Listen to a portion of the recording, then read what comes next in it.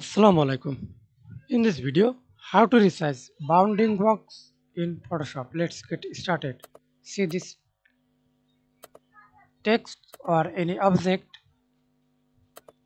First of all, go to view, show and use layer it's and use custom bounding box.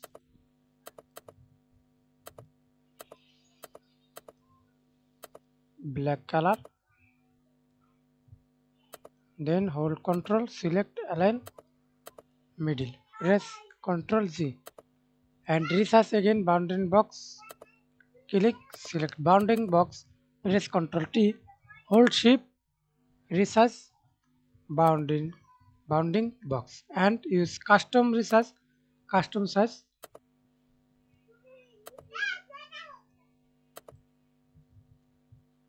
Again hold Ctrl, select, align middle. That's it. Thanks for watching video. Please subscribe to my channel, like, comment, share.